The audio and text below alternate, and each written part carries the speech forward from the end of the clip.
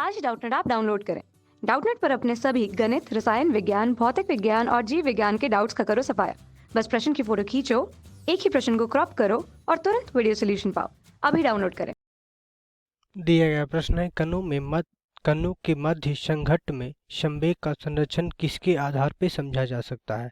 तो हमें प्रश्न में दिया है कि संघट्ट में संवेग का संरक्षण किसके आधार पर समझा जा सकता है। यहाँ पे हमें चार विकल्प दिए गए हैं: न्यूटन का गति का नियम और न्यूटन का गति का तृतीय नियम, न्यूटन का गति का द्वितीय नियम और न्यूटन का गति का तृतीय नियम दोनों।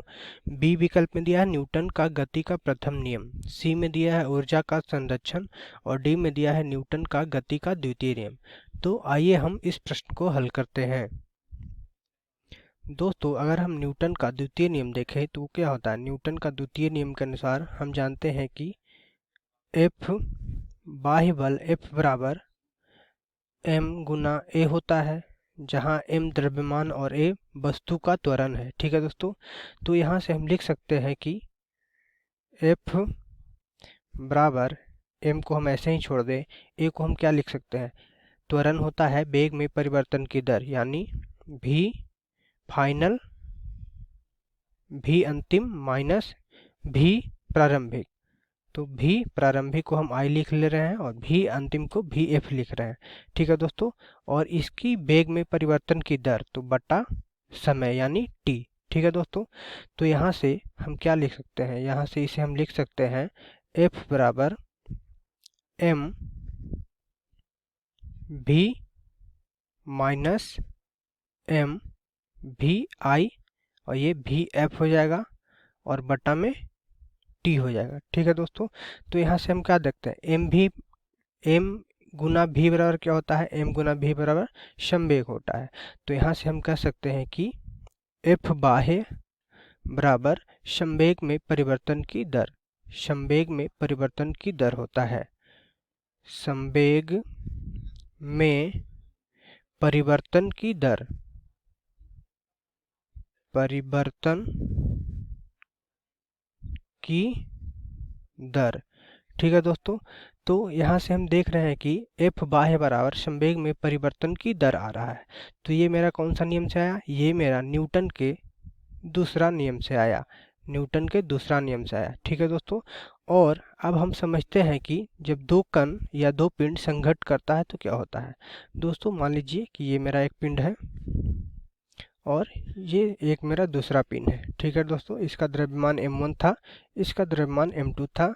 ये इस दिशा में v1 वेग से चल रहा था, ये इस दिशा में v2 वेग से चल रहा था। ठीक है दोस्तों, और दोनों टक्कर के बाद मान लीजिए कि जो m1 था ये इस तरह चलने लगा कुछ v1 डैश वेग से। ठीक है दोस्तों, और जो मेरा m2 था वो भी मेरा मान लीजिए वो इस दिशा में चलने लगा कुछ v2 डैश वेग से। तो यहाँ पे हमें यह समझना होगा कि ऐसा क्यों हो रहा है। ठीक है दोस्तों, तो हम यहाँ अगर न्यूटन के तीसरा गति के नियम से देखें तो यहाँ पे क्या होगा कि जब ये दोनों वस्तु आपस में टकराएंगे तो ये वस्तु इस पे बल लगाएगा। तो न्यूटन के गति के तीसरे नियम के अनुसार इस वस्तु पर भी जो इसके द्वारा इस वस्तु पे क्रिया लगाया गया था उसके ठीक विपरीत इस वस्तु पे प्रतिक्रिया लगाया जाएगा, जिसके कारण इस वस्तु का वेग में भी परिवर्तन होगा। ठीक है दोस्तों, तो यहाँ से हम समझ सकते हैं कि संघट्ट को न्यूटन के सेकंड नियम से भी, न्यूटन के दूसरे नियम से तो हम देखें कि संवेग में परिवर्तन की दर जो कि बाह्य बल के बराबर होता है वो आया, और यहाँ से हम संघट्ट के दिशा ये सब के बारे में समझने में मदद मिलेगी। तो ये मेरा कौन सा नियम से समझने में मदद मिलेगी, ये मेरा न्यूटन के तीसरे नियम से समझने में मदद मिलेगी। कौन सा नियम से, तो न्यूटन के तीसरे नियम से।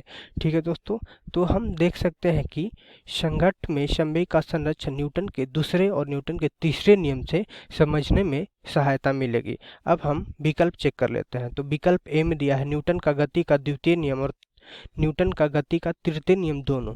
तो ये मेरा इस प्रश्न का सही उत्तर हो जाएगा। बी में दिया है न्यूटन का गति का प्रथम नियम। तो नहीं, प्रथम नियम और दूसरा नियम दोनों से हम संवेग संरक्षण का सिद्धांत समझते हैं। तीसरा है ऊर्जा का संरक्षण। तो ऊर्जा का संरक्षण से केवल हम नहीं समझ सकते हैं।